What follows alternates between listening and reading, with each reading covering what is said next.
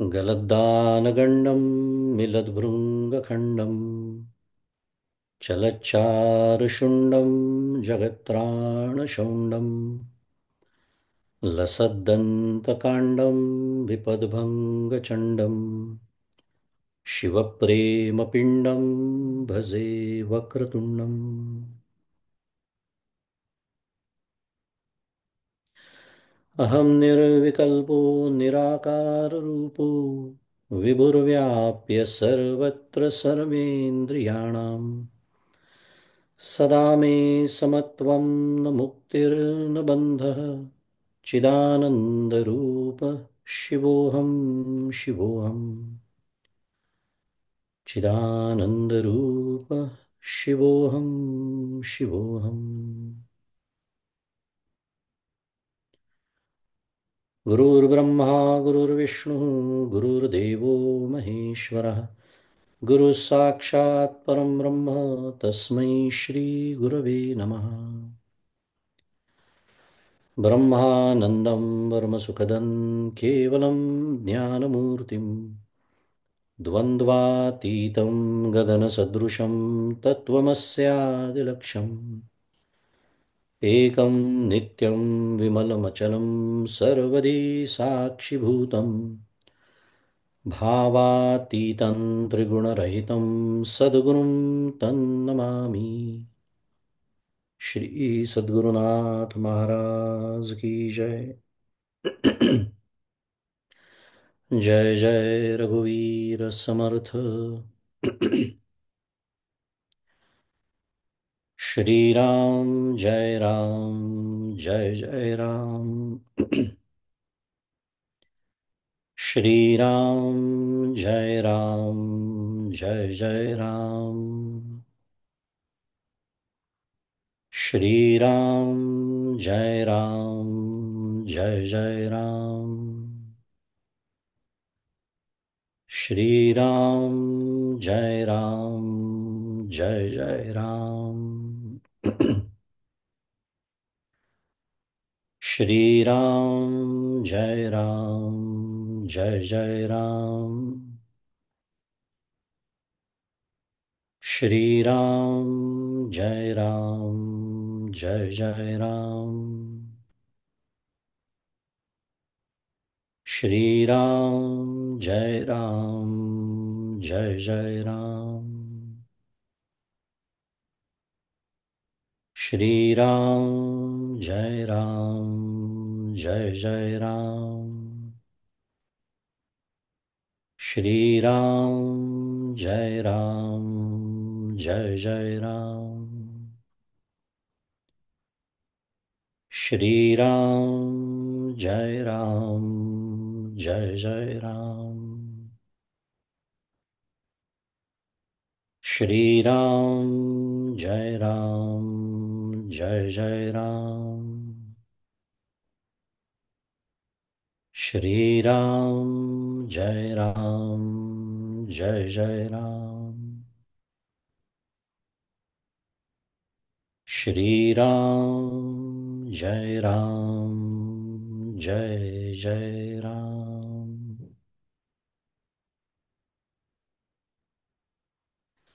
प्रभु श्री रामचंद्र भगवान की जय। श्री सद्गुरुनाथ महाराज की जय। जय जय रघुवीर समर्थ।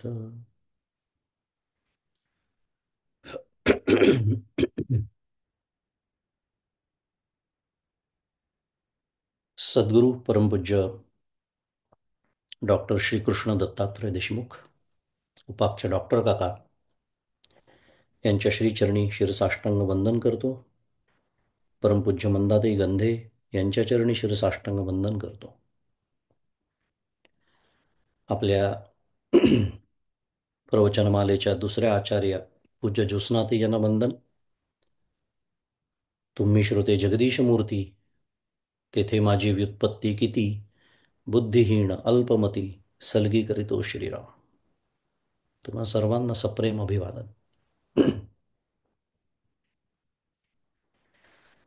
विवेक चुडामणी आपला अभ्यास सुरू आहे. आणि मागच्या वेळेला आपला अभ्यास श्लोक क्रमांक 277 पर्यंत आला होता. 277 श्लोकांचा अभ्यास आपला पूर्ण झालेला आहे. मागे तत्वमसी भावयात्मनी असं ध्रुवपद लाभलेल्या एक 10 श्लोकांचा जो गट होता, त्याच्या माध्यमातून आचार्यांनी आपल्या बुद्धीला आत्मज्ञानाच्या निश्चयावर आरूढ करण्यासंबंधी शास्त्रशुद्ध युक्तींचा उपदेश केलेला, त्याचा आपण विचार केला मागच्या वेळेला. आत्मनिश्चयावर आरूढ कसं व्हावं बुद्धीने, काय विचार करावा, कोणत्या युक्त्या वापराव्या, शास्त्रशुद्ध युक्ती. वेदांतशास्त्र आपल्याला काय शिकवतं, हा उपदेश त्या 10 श्लोकांच्या गटात आचार्यांनी आपल्याला केला होता. आणि अधिकार संपन्न शिष्य, ज्याला साधन चतुष्टय संपन्न असं म्हणतात, अशा शिष्यानी म्हणूया, साधकानी म्हणूया, अंतर्निष्ठ होऊन आत्मानात्म विवेक कसा सांभाळावा, त्याचं एक उत्कृष्ट मार्गदर्शन आपल्याला आचार्यांनी केलं होतं. आणि या पद्धतीने केलेला जो बुद्धीचा निश्चय आहे, तोच आपल्याला संशय आणि विपर्यय रहित आत्मज्ञानाला किंवा तत्वबोधाला कारण ठरतो.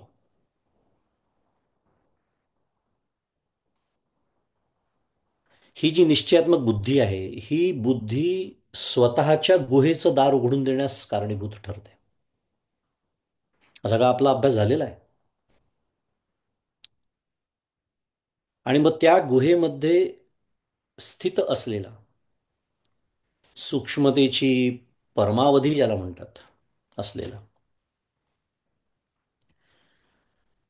अणोरणीयान महतो महीयान आत्मा गुहायाम निहितोस्य जंतु, असं आपल्याला, असं ज्याचं वर्णन श्वेताश्वेतर उपनिषद करतं. अणोरणीयान, सूक्ष्मतेची परमावधी, मगाशीच बोललो आपण. महतो महीयान, कारण जे जितकं सूक्ष्म तितकं व्यापक, नेहमीचा सिद्धांत आहे. अणु सूक्ष्म आहे म्हणून अणु व्यापक आहे. हे तर सूक्ष्मतेची परमावधी आहे, आता त्याच्या पलीकडे काही नाहीच. इतकं ते सूक्ष्म म्हणून त्याला सूक्ष्मतेची परमावधी असं म्हणतात. अणोरणीयान महतो महीयान, म्हणूनच तो महान सुद्धा आहे, सूक्ष्मही आहे म्हणून महान आहे, व्यापक आहे. पण महत्वाचं काय आहे, आत्ता आपल्याला जो विषय सुरू आहे तो गुहायाम निहितो, बुद्धी नावाच्या गुहेमध्ये प्रत्येक जंतू जंतू खूप गोष्टी शिकण्यासारख्या, जाऊ दे विषयांतर होईल. मला जंतू म्हटलेलं असं या श्लोकातून मला शिकायला मिळालं. म्हणजे स्वतःबद्दल माझे जे काही होते मतं, त्याची संभावना एका शब्दात उपनिषद करताय, जंतू. असो, त्या बुद्धीमध्ये तो स्थित असं श्वेताश्वेतर उपनिषद त्याचं वर्णन करतं. असा जो स्वयंप्रकाश रूप, मी फक्त शब्द वापरत चाललेलो आहे कारण आपला अभ्यास पूर्ण झालेला आहे तसा. स्वयंप्रकाश म्हणजे काय? सदसत विलक्षण, सत असत विलक्षण, अद्वितीय, सत्य, असं जे परब्रह्म जे त्या बुद्धीच्या गुहेमध्ये स्थित आहे, त्याला तन्मय भावाने म्हणजे एकरूपत्वाने जाणता येतं. असं सगळं आपण अम, त्या श्लोकांच्या गटात शिकलो. आचार्यांनी आपल्याला छान उत्कृष्ट मार्गदर्शन केलं की कसं चिंतन करावं, साधकांनी कसं त्या तत्वाला जाऊन झोंबण्याचा प्रयत्न करावा. हे सगळं आपण शिकलो. मग प्रश्न असा निर्माण होतो की असा साधक विचार करून मग आत्मानुभव येण्यामध्ये किंवा घेण्यामध्ये अडचण काय आहे? आपण सर्वजण हुशार आहोत की नाही? आपण समजतो स्वतःला आपण हुशार आहोत, कारण कळलं ना मला सगळं सांगितलेलं. निश्चितपणे कळलं. पण मग अनुभव आला का? आणि नसेल आला तर मग अडचण काय आहे? माझ्या बुद्धीला समजलं आहे. हो. पटलं आहे. हो. श्रद्धा आहे. हो. अरे मग ज्ञानप्राप्तीमध्ये अडचण कोणती आहे? ही जी अडचण आहे ती वासना रूप आहे. आणि ही वासना परोक्ष आणि अपरोक्ष ज्ञानाच्या मध्ये, म्हणजे भिंतीसारखी नव्हे, म्हटलं तर विशाल पर्वतासारखी आडवी येते. आणि भिंत म्हणले कसं वाटू शकतं? लंघनीय आहे. जाता येईल उल्लंघन करून, फोडता येईल, धक्का मारला पाडता येईल, असं कुठेतरी विचार मनामध्ये येऊन जातो. नाही, विशाल पर्वतासारखी आडवी येते. कळलेलं आहे, समजलं आहे मी, जसं मगाशी म्हणालो. म्हणजे काय? ठीक आहे, परोक्ष ज्ञानापर्यंत प्रगती झालेली आहे, चांगली गोष्ट आहे. मग अपरोक्षामध्ये अडचण काय आहे, हा प्रश्न आहे. आणि ती अडचण आहे वासना. म्हणून तर समर्थ म्हणतात, मागच्या वेळेला आपण ती ओवी बघितली होती काही सत्रांपूर्वी, काय देहबुद्धी केली बळकट आणि ब्रह्म पाहो गेला धीट, तो दृश्याने रुधिली वाट परब्रह्माची. अप्रतिम ओवी आहे. देहबुद्धी केली बळकट आणि ब्रह्म पाहो गेला धीट. माझी समस्या तीच आहे. ब्रह्म पाहायला जाण्याचा धीटपणा माझ्याकडे आहे, पण माझी देहबुद्धी सुद्धा तितकीच बळकट आहे. मग होतं काय? मगाशी मी जे म्हणालो, विशाल पर्वत, तो दृश्याने रुधिली वाट बरोबर ब्रह्माची. त्यामुळे हा जो साधक विचार आपण शिकलो, त्या आत्मानुभवाच्या आड येणारं, आणि त्याच कारणाने आचार्य पुढे वासना त्यागाचा बाधक विचार आपल्याला शिकवतात. म्हणून श्लोक क्रमांक पुढे 269 ते 278, हा श्लोकांचा एक गट आहे. या गटामध्ये आचार्यांनी वासना त्यागाचा विषय का घेतला त्याच्यानंतर, हे कारण आहे त्याचं. की कितीही साधक विचार सांगितला, कितीही त्याचं वेदांतशास्त्राच्या युक्त्या सांगितल्या, तरी ती युक्ती वापरण्यामध्ये अडचणी आहेत. कशाची अडचण आहे? वासना. मग त्याची अभिव्यक्ती खूप आहेत, त्याचा तपशील खूप आहे, पण मूळ वासना. जीवा ब्रह्मत्व आहे, नक्की आहे. पण केव्हा? तर संकल्प लोपी. जीवा ब्रह्मत्व आहेच, प्रश्नच नाही, पण अनुभव नाही. कारण का? संकल्प लोपी, अजून झालेला नाही. आणि हा जो वासनारूप संकल्पाच्या किडाळाचा दोष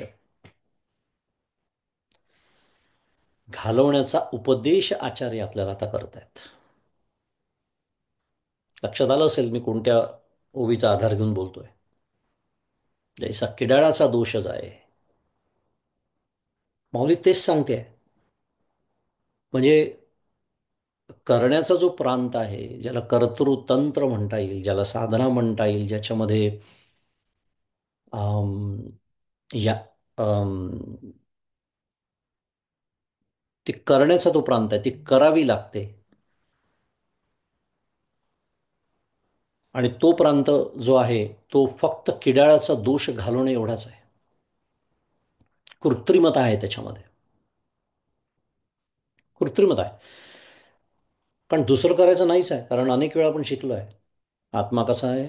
तो उत्पाद्य नाही, तो संस्कार्य नाही, तो भिकार्य नाही, इत्यादी इत्यादी. आपल्याला करायचं काय आहे? करण्याचा प्रांत एवढाच आहे, किडाळाचा दोष घालवणे. आणि स्वतःच्या बाबतीत असलेली कर्तृत्व भोक्तृत्व बुद्धी, माझ्याशी संबंधित सर्व व्यक्ती आणि वस्तू यांच्याबाबत असलेली ममत्व बुद्धी, या दोन म्हटलं तर उपादान कारणांनी आकाराला येणारे देहवासना, लोकवासना, शास्त्रवासना, ज्याला ईषणा असंही म्हणतात, हे सर्व किडाळ माझ्या ज्ञानप्राप्तीचे प्रतिबंध ठरतात.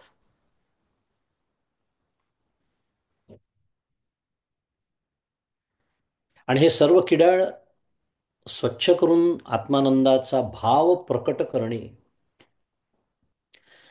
म्हणजे जणू काही दुर्गंधानी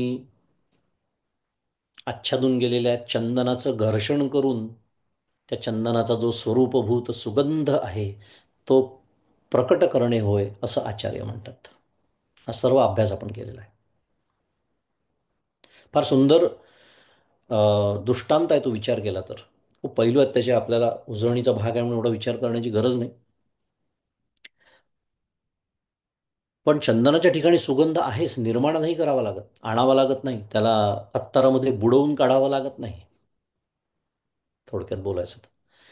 पण ती जी दुर्गंधी आहे तो सुगंध माझ्यापर्यंत पोचू देत नाहीये. ती दुर्गंधी स्वच्छ करणं, त्या चंदनाचं घर्षण करणं. आणि हे जे घर्षण आहे, हे घर्षण म्हणजे वासना त्यागाचं तप. तो दृष्टांत आहे. मला लावून घेताना त्याचा होणारा परिणाम काय आहे? वासना त्याग करण्यासाठी जे तप करावं लागतं, ते न करता चंदनाच्या सुगंधाची वाट बघण्यात माझं आयुष्य निघून जातं. म्हणून ती ओवी मी म्हणालो की देहबुद्धी केली बळकट आणि ब्रह्म पाहो गेला धीट. ब्रह्म पाहण्याचा धीटपणा निश्चित आहे माझ्याकडे, पण देहबुद्धी काही मी अजून सोडायला तयार नाही.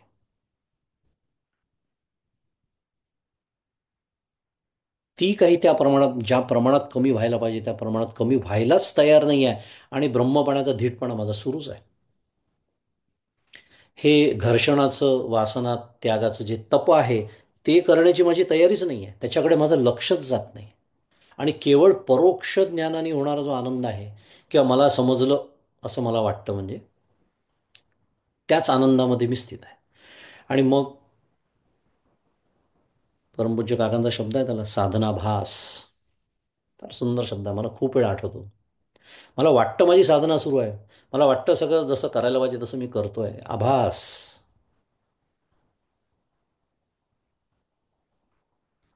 त्या सुगंधाची वाट बघण्यात आयुष्य निघून जातं.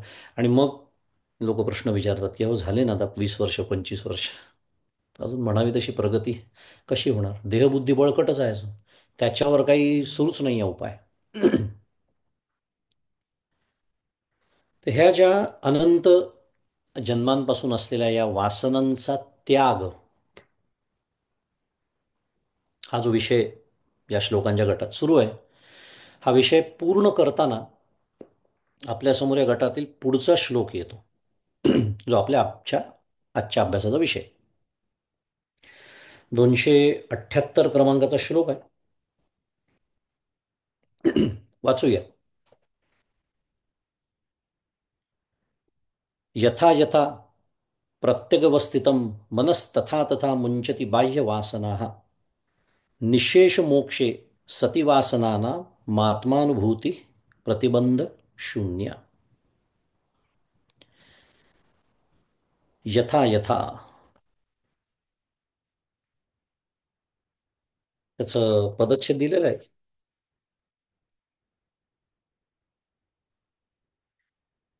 यथा यथा प्रत्यगवस्थितं मनः तथा तथा मुंचति बाह्यवासनानां निशेष मोक्षे सती वासनानां आत्मानुभूती प्रतिबंध शून्य. सुंदर श्लोक आहे. इथे भावार्थ दिलाय त्याचा की अंतःकरण, मनः म्हणजे अंतःकरण, यथा यथा म्हणजे जसे जसे, प्रत्यगवस्थितम म्हणजे साक्षी आत्म्याच्या स्थायी ते स्थिर ठायी ते स्थिर होत जाईल, तथा तथा म्हणजे तसे तसे. मुंचती बाह्य वासनाना म्हणजे ते देहेंद्रिय वित्त सुतादी. देह इंद्रिय वित्त म्हणजे धन आपल्याला माहिती आहे, सुत काय बायका मुलं वगैरे वगैरे, या सर्व बाह्य वासनांचा ते त्याग करील. आणि वासनांचा सर्वथैव नाश झाला.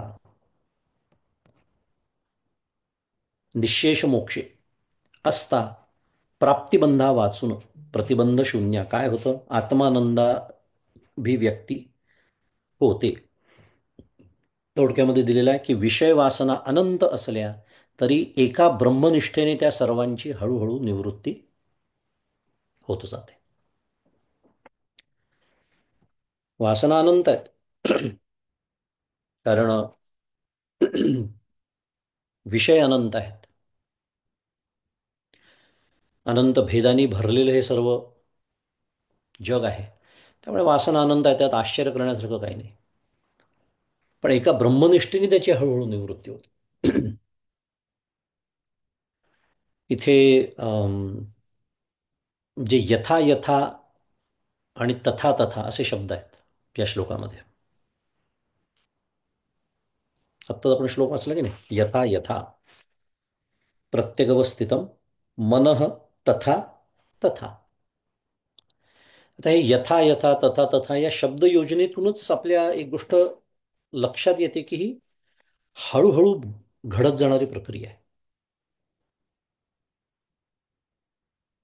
अचानक परमपूज्य काका म्हणतात तसं. काकाने काय गमतीशीर प्रसंग सांगतात काका एक एक प्रवचनामध्ये. एक मनुष्य आला होता आणि माझ्याकडे, हे घ्या पेढे. काय, काल दुपारी 12 वाजता.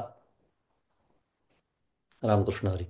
ही कथा सगळ्यांना माहिती आहे. मुद्दा एवढा, ही हळूहळू घडत जाणारी प्रक्रिया, इट इज अ प्रोसेस. आणि असं म्हणतात की ती हळूहळूच घडावी, म्हणजे ती कायम टिकणारी असते.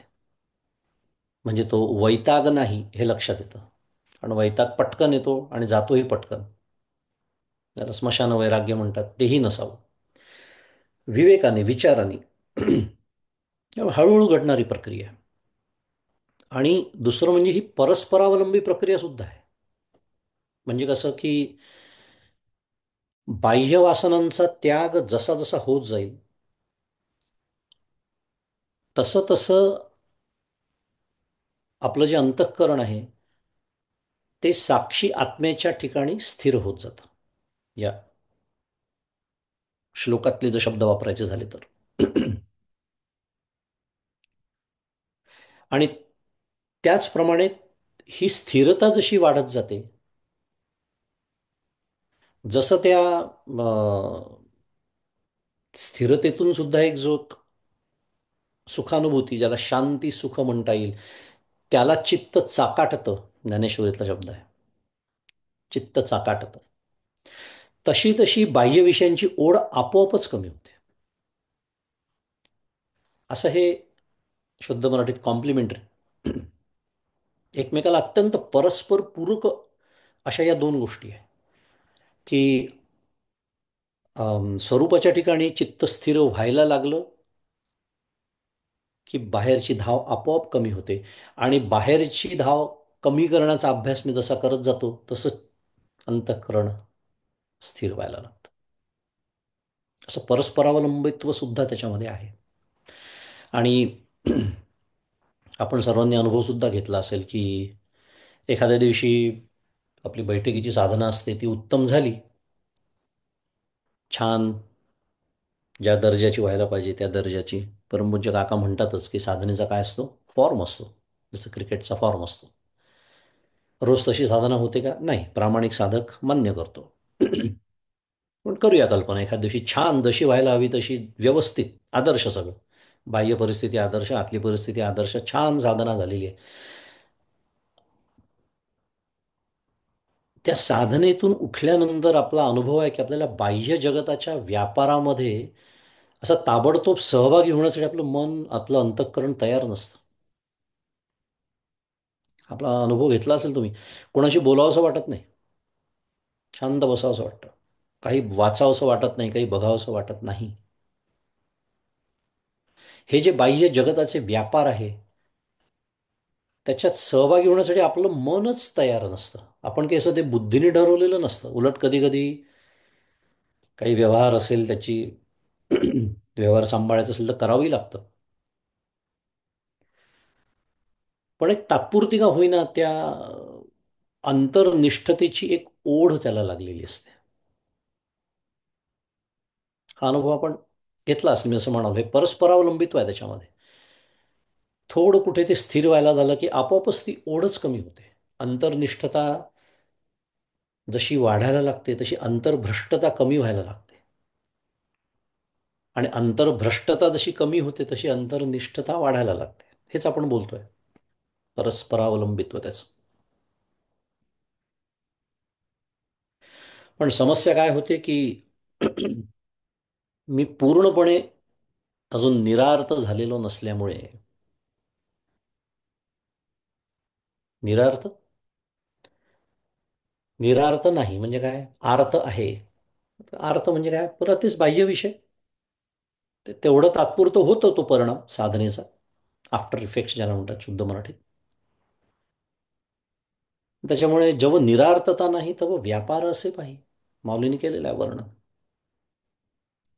ते मग आत्मसंतुष्टीचे ठाई कुंठे सहजे सोडून देऊ पुढचं चरण.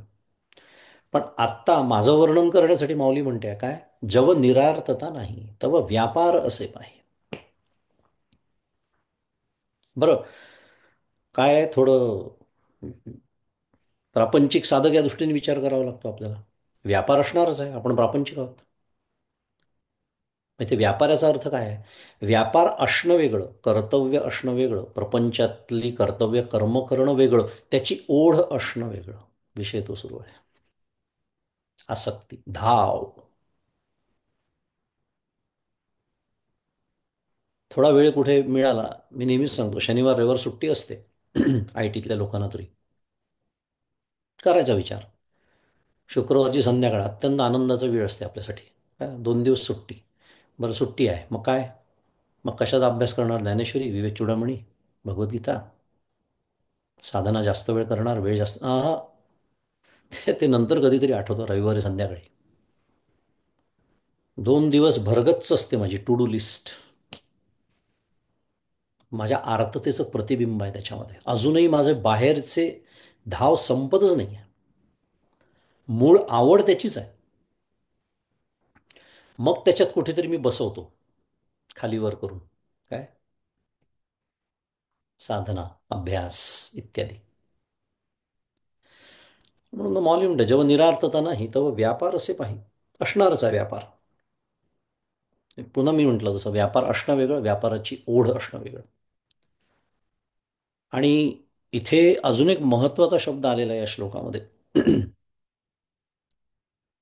वासनांचा सर्वथैव नाश, निशेष. अधोरेखितच करून घ्यायचं ते. हा नाश झाला असता काय होतं, तर प्रतिबंधा वाचून आत्मानुभूती होते असं इथे म्हटलेलं आहे. आचार्यांचे शब्द आहे त्यामुळे एक एक शब्द महत्वाचा आहे, खरं खूप शिकण्यासारखं आहे. सर्वथैव नाश झाला असता प्रतिबंधा वाचून आत्मानंदाभिव्यक्ती होते किंवा आत्मानंद प्राप्त होतो इत्यादी. आता याच्यातून आपल्याला 3 गोष्टी शिकायला मिळतात.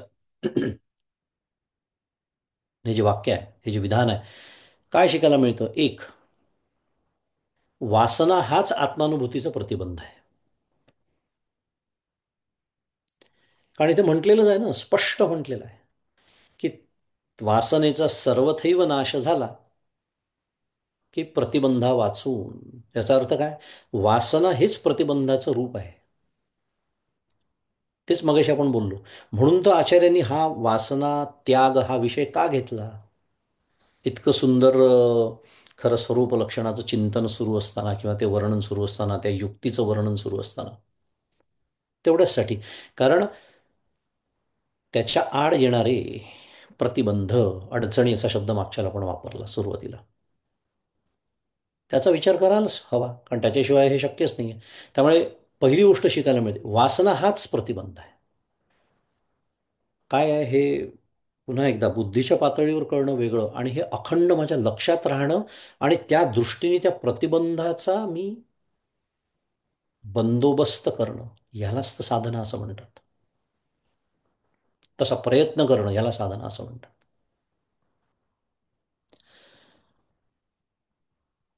दुसरी गोष्ट शिकायला मिळते. काय? तो सर्वथैव म्हणजे निःशेष दूर झाल्याशिवाय आत्मानुभूती नाही. म्हणजे आपण म्हणतो ना, झालं ना आता बऱ्यापैकी वासना नाही. चांगलं आहे ना, बऱ्यापैकी असेल. आपण मगाशीच बोललो ती प्रक्रिया आहे.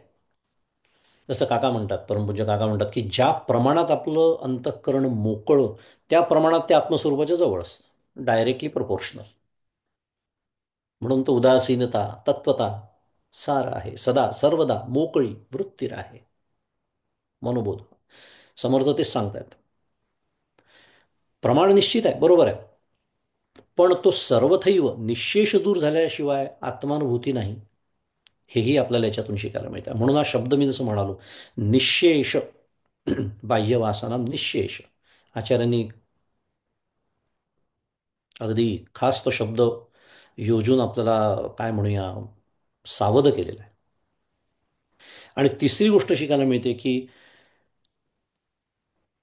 वासनेचा निःशेष नाश झाल्यानंतर आत्मानुभूतीसाठी वेगळं असं दुसरं काहीच करावं लागत नाही. काही म्हटलंय का इथे? नाही. काय म्हटलंय? वासनेचा निःशेष सर्वथैव नाश झाला असता प्रतिबंधा वाचून, कारण आता प्रतिबंध उरलेलाच नाही. कारण प्रतिबंध वासना हाच आहे. मग काय होतं? अभिव्यक्ती होते. मी आत्मानंदाचा अनुभव प्राप्त करून घेतो किंवा मी करतो असं म्हटलंय का कुठे? कुठेतरी कर्तृतंत्रपणा दाखवलाय का? नाही. वस्तुतंत्रपणा आहे. अभिव्यक्ती होते. कारण तो होण्याचाच आता प्रांत आहे. करण्याचा प्रांत आता संपला. विवृणुते तनुम स्वाम. या तीन गोष्टी आपल्याला छान याच्यातनं शिकायला मिळतात. आणि हे जे सर्वथैव आहे निःशेष, मग माझा आवडता श्लोक कठोपनिषदातला, तो हेच सांगतो आपल्याला. कारण आचार्य उपनिषदांचंच बोलणार ना, दुसरं काय बोलणार आचार्य सुद्धा. काय? यदा सर्वे प्रमुच्यन्ते कामा येस्य हृदिश्रिता. माझ्या हृदयाच्या आश्रयाला आलेले सर्व काम. पण तिथे काय शब्द आहे? यदा सर्वे. इथे निःशेष शब्द आहे. सर्वे नाही, बहुतांश प्रमाणात झाला आहे, थोडंसं राहिलं आहे, नाही चालत. म्हणून यदा सर्वे प्रमुच्यन्ते कामा येस्य हृदिश्रिता अथ मर्त्यो मृतो भवती अत्र ब्रह्म समश्नुते. कठोपनिषद. तोपर्यंत नाही. तोपर्यंत नाही. अत्र. अथ आणि अत्र हे दोन शब्द आहेत तिथे. अथ मर्त्यो अमृतो भवती. मृत्यूकडून अमृतत्वाकडे तेव्हाच, त्या अमृतत्वाची प्राप्ती तेव्हाच. अत्र ब्रह्म समश्नुते. ब्रह्म तत्वाची प्राप्ती तेव्हाच. केव्हा? यदा. ते सुरुवातीला सांगितलं. यदा सर्वे प्रमुच्यन्ते. त्यामुळे हे इतकं सगळं स्पष्ट आपल्यासमोर, म्हणजे माझ्यासमोर धडधडीत असताना सुद्धा वासनाक्षय सोडून बाकी सगळ्या उद्योगांच्या मागे लागतो मी परमार्थाच्या नावाखाली. कशी आपली साधनेची दिशा चुकत जाते पहा. आणि वासनेचा भरपूर विचार करून झाला आहे, आपला अभ्यास झालेला आहे सगळा तो. देहवासना, लोकवासना, शास्त्रवासना इत्यादी इत्यादी. म्हणजे अखंड साधकाची जबाबदारी आहे काय? हे तपासायचं आहे माझं अंतःकरण कोणती वासना प्रबळ आहे. प्रत्येकाच्या वासना वेगवेगळ्या असतील, वेगवेगळ्या विषयांच्या असतील. पण ह्यालाच तर अभ्यास असं म्हणतात. म्हणजे स्वतःचा. परमपूज्य काका जसं म्हणतात, परमार्थात स्वतःचा अभ्यास करायचा. की माझ्या अंतःकरणात कोणती वासना प्रबळ आहे, तिचा मुकाबला, तिचा बंदोबस्त मला कसा करता येईल, कोणती युक्ती वापरता येईल.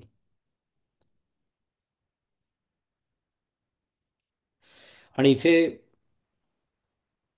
या श्लोकामध्ये निःशेष मोक्षे आचार्यांनी फारच सुंदर शब्दयोजना केलेली आहे. तिथल्या तिथे मोक्ष शब्द वापरून खरं सांगायचं तर मोक्षाचं स्वरूप सांगून टाकलेलं आहे.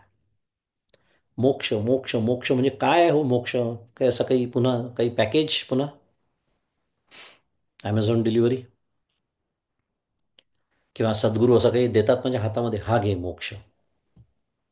नेमका मोक्ष म्हणजे काय? मोक्ष खूप वेळा ऐकलेला असतो. इथेच त्याचं उत्तर आहे या श्लोकामध्ये. निःशेष मोक्ष काय? बाह्यवासनाम निःशेष मोक्षे. मोक्ष त्याने सिद्ध होतो. सप्तमी विभक्ती आहे मोक्षे. कदाचित मी अम, योग वासिष्ठामधला हा श्लोक सांगितलाही असेल मागच्या वेळेला. योग वासिष्ठामध्ये मोक्षाची छान व्याख्याच केली आहे एका दृष्टीने म्हटलं तर. न मोक्षो नवस पृष्ठे पाताले न च भूतले. योग वासिष्ठ म्हणताय. न मोक्षो नभस पृष्ठे पाताले न च भूतले. मग कुठे आहे मोक्ष? मोक्ष म्हणजे काय? सर्वासा संक्षयो चेत मोक्ष इत्यभिधीयते. योग वसिष्ठ. अप्रतिम आहे श्लोक. का? कारण अगदी हेच जे आचार्य इथे सांगतात आहेत तेच योग वासिष्ठातही सांगितलेलं आहे की मोक्ष मोक्ष तुम्ही ज्याला म्हणता तो काही असं बाहेर कुठे काही एखादी वस्तू आहे आणि ती मला आता मिळवायची आहे किंवा ती मला प्राप्त नाही आहे. अप्राप्ताची प्राप्ती आहे काही नाही, नित्यप्राप्ताचीच आहे. मग नेमका मोक्ष कशाला म्हणायचं? सर्वाशा संशय संक्षये चेत. सर्व आशा संक्षये समूळ संक्षये. छान शब्द आहे तिथे. संक्षये क्षय. हळूहळू. आपण मगाशीच बोललो हळूहळू होणारी प्रक्रिया आहे. क्षय होत जातो. इंद्रियांचा जय, वासनेचा क्षय. तुकाराम महाराज. असं इंद्रियांचा जय हळूहळू करायला शिकणं, तो करत जाणं, तो कमावणं, आणि वासनेचा क्षय होत होत होत होत कमी होत होत एक वेळ अशी यावी निःशेष. तेव्हा आत्मानुभूतीसाठी वेगळं काहीच करावं लागत नाही, कारण तो आहेच. ती दुर्गंधी स्वच्छ झाली.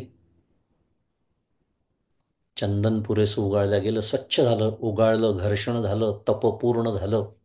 सुगंध आपोआप येणारच आहे त्याचा. वेगळं काहीच करावं लागत नाही त्याच्यासाठी. असा हा छान श्लोक आपल्यासमोर आहे 278 क्रमांकाचा. आणि या श्लोकाबरोबर आचार्यांनी वासना त्यागाचा विषय पूर्ण केलेला आहे. आता पुढचा जो श्लोक आहे 278 किंवा 279, 278चा आपण आत्ताच विचार केला. 279 क्रमांकाचा श्लोक तिथपासून तर साधारण 294 या श्लोकापर्यंत आता पुढचा गट श्लोकांचा आपल्यासमोर येतोय. अध्यास निरास असा त्या श्लोकाच्या गटांचा विषय आहे. अध्यासाचा निरास.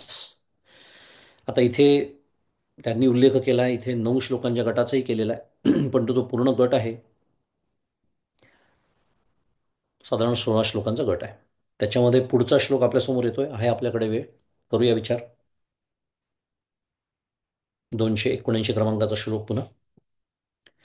स्वात्मन्येव सदा स्थित्या मनो नश्यति योगिनः वासनानां क्षयश्चातः स्वाध्यासापनयम कुरु. साधारण विषय तो सुरू आहे.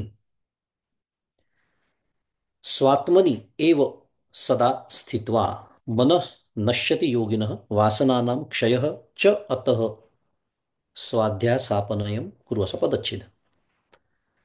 अर्थ दिला इथे की आत्माभ्यासी किंवा आत्मस्वरूपी मनाची योजना करणाऱ्या पुरुषाचे मन हे अद्वैतात्म स्वरूपीच निरंतर राहून सर्व संकल्प रहित होते. आणि असे झाल्यामुळे मनाच्या अधीन असलेल्या वासनांचा, म्हणजे कंसात दिलाय, मनाच्या नाशाबरोबर नाश होतो. म्हणून तू आपला अध्यास दूर कर.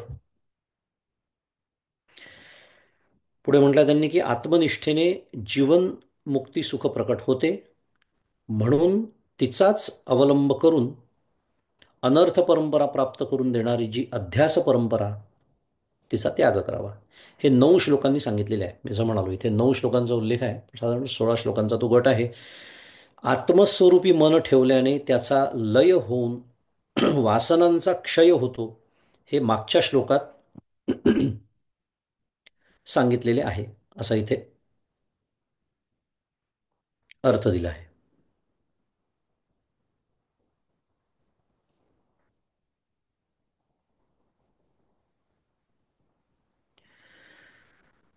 मी जसं म्हणालो की त्याच विषयाची अम, काय म्हणूया, त्यात तोच विषय साधारण सुरू आहे. जरी गट बदललेला असला तरी सांगणं तेच सुरू आहे, आणि परस्परावलंबी ही जी प्रक्रिया आपण मगाशी बघितली त्याचा विचार इथे प्रामुख्याने येतोय. की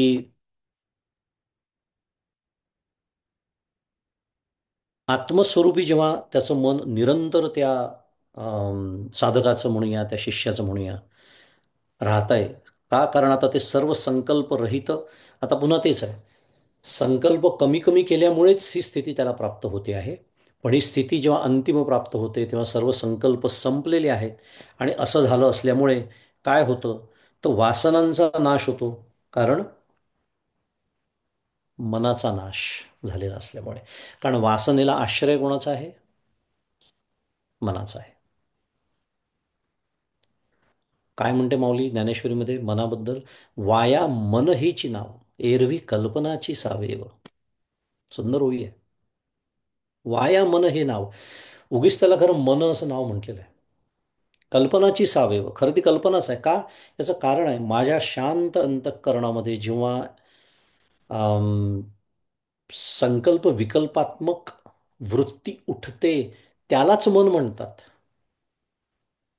त्यालाच मन म्हणतात. आता त्या वृत्तीचे प्रकार सोडून देऊ आपण.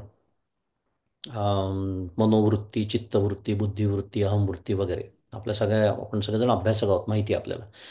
पण हा भेद जरी सोडून दिला तरी मन म्हणजे काय? ते वृत्तीरूपच मन आहे. आता कल्पना करा, त्या वृत्ती शांत झालेल्या आहेत. आता कशाला मन म्हणणार तुम्ही? म्हणून माऊली म्हणते वाया मन हे एरवी कल्पनाची सावे. कशावरून विषय निघाला? इथे जो मनोलय किंवा मनाचा नाश असं म्हटलेलं आहे. कारण वासना ही वृत्तीरूपच असते की नाही शेवटी. समजायला सोपं आहे. आणि आता आपण खरं जातोच आहे. पुढचा हा गटच आपण म्हटलं अध्यास निरासाकडे, अजून सूक्ष्मतेमध्ये आचार्य जाणार आहेत. कारण बाह्य विषयांच्या वासनेचा विचार खूप केला आपण आत्तापर्यंत. ते देहवासना, लोकवासना, शास्त्रवासना, हा सगळा विचार करून झाला. पण आता निरास अजून आतमध्ये जायचं आहे. कारण या ज्या वृत्ती आहे, त्या वृत्तींचा प्रकाशक जो आहे, कारण वृत्ती सुद्धा मला कळतात की नाही, फार सुंदर विषय आहे. म्हणून मी म्हणालो अजून सूक्ष्म विचार आहे थोडा. म्हणजे तरी काय नेमकं? आता उदाहरणार्थ, एखादी गोष्ट मला कळली, हे मला कळतं की नाही? करा विचार. एखादी गोष्ट मला नाही कळली, हे पण मला कळतं की नाही? किंवा तिसरा प्रकार म्हणूया, एखादी गोष्ट मला कळली नसून कळल्यासारखी वाटते, त्यालाही कळणंच म्हणतात शेवटी. म्हणजे कळणं आणि न कळणं, शास्त्र जसं वेदांताची परिभाषा वापरायची, ते दोन्ही ज्ञानाच्या दावणीलाच बांधलेले आहेत. कारण हे मला कळतं, म्हणून म्हणलं थोडा सूक्ष्म विचार आहे.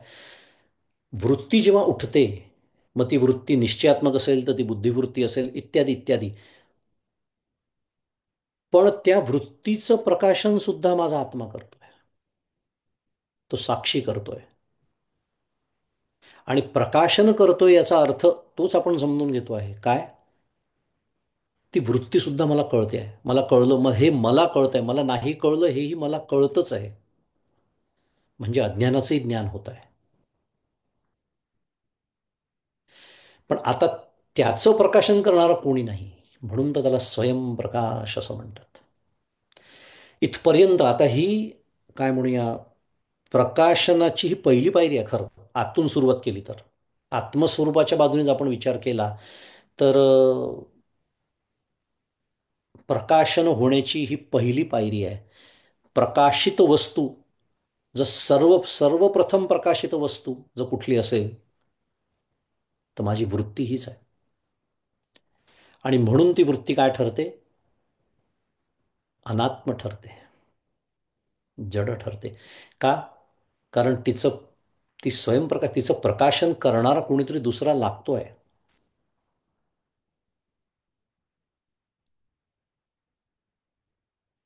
हे आणि हे जेव्हा आपण त्या साक्षीशी म्हणूया किंवा त्या आत्मतत्वाशी म्हणूया, ब्रह्मतत्वाशी म्हणूया, स्वरूपाशी म्हणूया, जेव्हा मी एकरूप होतो, तन्मय भाव, मगाशीचा त्या श्लोकामधला शब्द जर आपण वापरायचं ठरवलं, तर तन्मय भाव जर स्वीकारला, तर तिथे मन उरेल का? आपला विषय तो सुरू होता. कारण मनोवृत्ती, मन म्हणजे काय म्हणूनच आपण बघितलं, कारण ती जर शेवटी शेवटी वृत्तीच आहे. आणि वृत्ती राहित्याशिवाय आत्मानुभवच नसेल, तर आत्मानुभव प्राप्त झाल्यानंतर वृत्ती नाही, खरं सांगण्याची आता गरजच नाही आहे विचार केला तर.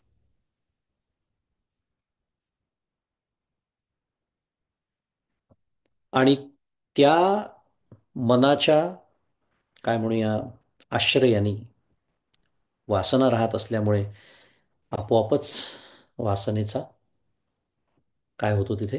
नाश होतो.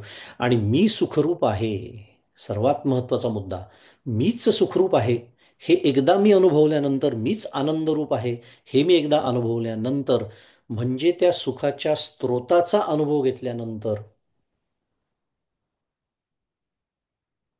त्या सुखाच्या ज्या प्रेरणा आहेत, ज्या वासना रूप होऊन आपापल्या विषयांच्या मागे माझ्या अंतःकरणाला आणि इंद्रियांना धावायला लावतात, ते घडण्याची शक्यता तरी आहे का? विचार करा. मी बिलिनियर आहे हे मला कळल्यानंतर मी नोकरी मागण्यासाठी जाईन का बाजारामध्ये? ते कळत नाहीये म्हणून आज, शास्त्राचा शब्द आहे म्हणून वापरून घेऊया, इंद्रियांकडे मी भीक मागतोय सदैव. शब्द चांगला नाही, पण शास्त्र कधी कधी आपली निर्भत्सना आपण जागा होण्यासाठी करतं. हो, मी इंद्रियांकडे मागतोय ती सुखाची भीकच आहे विचार केला तर. का? कारण मी स्वतः सुखरूप आहे हे विसरलो. पण जेव्हा मी सुखरूप आहे, मी आनंदरूप आहे, हा प्रत्यक्ष मी अनुभव घेतो, तेव्हा पुन्हा त्या वासनांच्या मागे मी धावीन का? त्याचं स्पष्ट सरळ उत्तर नाही असं आहे. कारण आता आवश्यकताच उरलेली नाही आहे. मीच आनंदरूप आहे. तो जो स्रोत आहे जिथून त्या प्रेरणा निर्माण होतात, तोच आता मला प्राप्त झाल्यामुळे त्या प्रेरणांच्या मागे धावण्याचं प्रयोजनच उरत नाही. आता काय उरतं? आता फक्त कर्तव्यरूपी संसार प्रपंच उरतो. आणि ह्यालाच जीवनमुक्ती म्हणतात असं वर्णन आधीच्या काही श्लोकांमध्ये आचार्यांनी केलेलं आपण शिकलो. मुनी लोक यालाच काय म्हणतात? मुक्ती. म्हणजे जीवन सुरू आहे, देह आहे, प्रारब्धाने देह सुरू आहे, पण सर्व आशा, सर्व वासना, म्हणून न मोक्षो न वसः पृष्ठे पाताले न च भूतले सर्वासा संक्षये चेतः. सर्व आशांचा आता समूळ नाशच झालेला आहे. म्हणून मग ते परमपूज्य काका, आपण जसं सारखं बोलतो, काही एखादी गोष्ट घडली रामकृष्ण हरी, नाही घडली रामकृष्ण हरी, कारण त्याच्यावर आता काही अवलंबूनच नाही आहे. व्यवहार व्यवहारासारखा सुरू आहे. पण माझ्या आनंदाला आता धक्का नाही, कारण त्याचं नावच आनंद आहे. आणि आनंद हा स्वतंत्र असतो, त्याचं ते पारतंत्र्य संपूनच गेलेलं आहे आता त्या वासनांवरचं, त्या इंद्रियांवरचं, त्या विषयांवरचं, इत्यादी इत्यादी. आणि म्हणून आचार्य इथे अम, या श्लोकामध्ये आपला अध्यास दूर कर असं सांगतायत. कारण पुन्हा उपदेश, मी जसं मगाशी म्हणालो, हा करण्याचा असल्यामुळे करण्याचा जो प्रांत आहे तो वासना त्याग, वासना क्षय, अध्यास दूर करणे, ह्या स्वरूपाचाच आहे. थोडक्यामध्ये शास्त्रीय भाषेत बोलायचं झालं, अज्ञान निवृत्तीची ही साधन आहे. ज्ञान करून देणारं एकही साधन या जगामध्ये उपलब्ध नाही, असू शकत नाही. असो. 279 क्रमांकाचा श्लोक आहे. पुढे 280. थोडा वेळ कमी आहे आणि मी जेवढे पानं प्रिंट केलेले आहेत ते संपलेले असल्यामुळे त्याचा पुढचा अर्थ माझ्याकडे नाही. तर आपण इथेच थांबूया, थोडं 5 मिनिटात आधी थांबूया आणि आजचं हे चिंतनपुष्प सद्गुरूंच्या चरणी अर्पण करू आणि काही प्रश्न असतील तर घेऊया. श्री सद्गुरुनाथ महाराज की जय. जय जय रघुवीर समर्थ.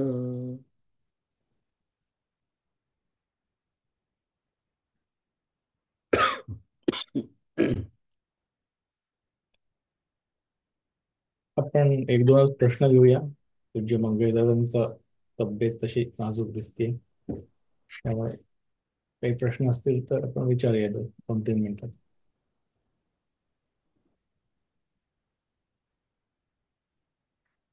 आज उलटं करू, नाही तर मी प्रश्न विचारतो, तुम्ही उत्तर द्या, म्हणजे मला कमी बोलावं लागेल.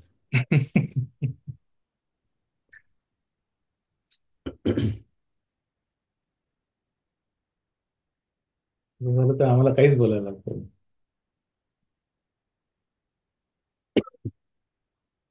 असं एखादं सेशन घ्यायला हरकत नाही. हम्म.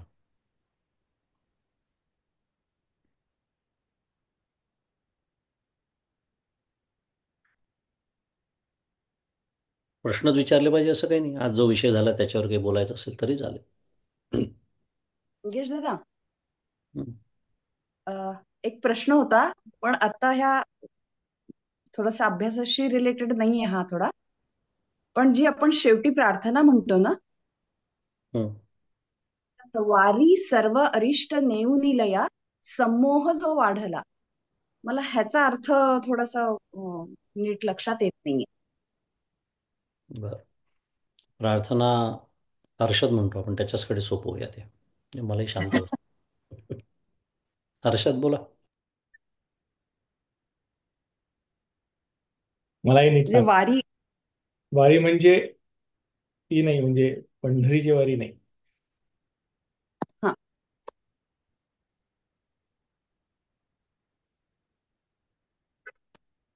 वारी म्हणजे मला वाटतं प्रतिबंध किंवा दुःख ना. वारी म्हणजे काय अर्थ आहे इथे? त्या काय चुकीच्या धाव आहेत. श्लोक म्हण बरं पुन्हा. व्हावी पूर्ण कृपा गुरु मजवरी प्रार्थित भावे तुला. श्रीधर स्वामींची हम्म. वारी दीर्घस्व. वारी सर्व अरिष्ट नेवनिलया संमोह जो वाढला. हम्म. वारी म्हणजे दूर कर, दूर कर. दूर कर. निवारण करणं हा शब्द आहे ना, निवारण करणं या. तर त्यात तो वारीवरनं आलेला आहे. अच्छा.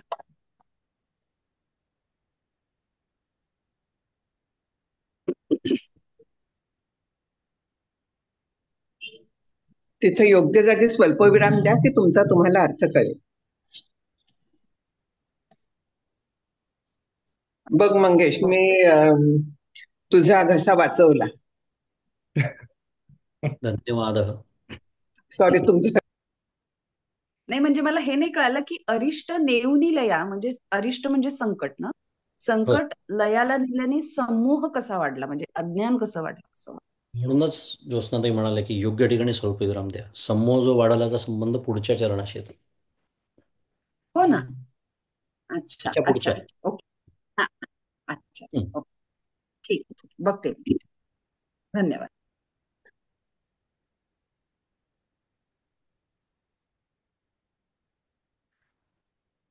नमस्कार दादा. नमस्कार. एखाद्या गोष्टीचं ज्ञान होतं म्हणजे काय काय प्रोसेस घडतात त्यावेळेला?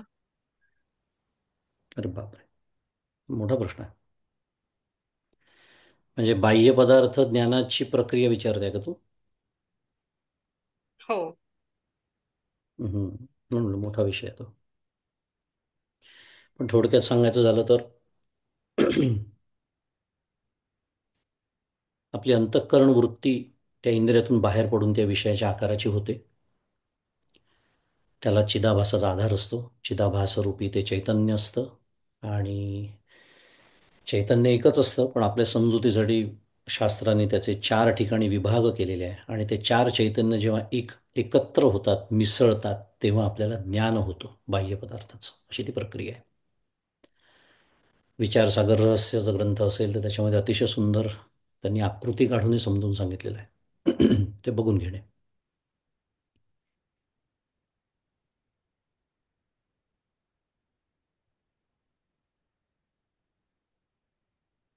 संदर्भ नाही मला कळला या प्रश्नाचा, पण बाह्य पदार्थाचं ज्ञान असं होतं, आपण जेव्हा प्रत्यक्ष साधनेला बसतो तेव्हा तर आपण सगळी इंद्रिय बंदच केलेली असतात जवळपास.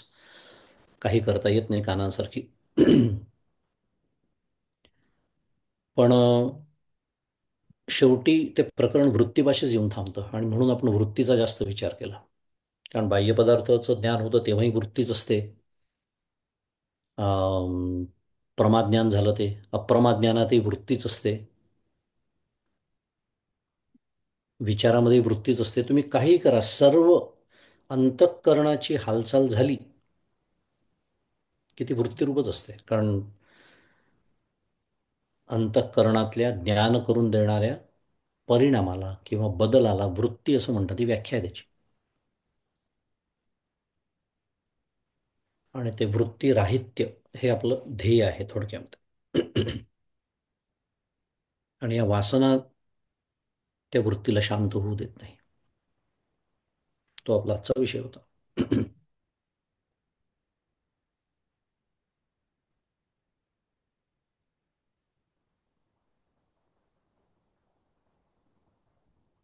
म्हणजे या आपल्या 79 श्लोकात अध्यासाचा शब्द आलेला नाहीये, पण तुम्ही म्हणता तसं इथे गट सुरू होतोय त्या अध्यासाचा का? सुरू होतोय. इथे पण दिलेल्या बघ अर्थामध्ये की 9 श्लोकांचं अध्यास परंपरा तिचा त्याग करावा. अच्छा, स्वाध्यासापनयम असा शब्द येतो. अच्छा, स्वाध्यासापनयम म्हणजे काय? आराम. आपला अध्यास तू ध्यास आहे दूर का तो? कर. 12. स्वाध्यास. अच्छा. साप. आपला अध्यास दूर कर असा अर्थ दिलाय ना इथे. स्व अध्यास. अच्छा.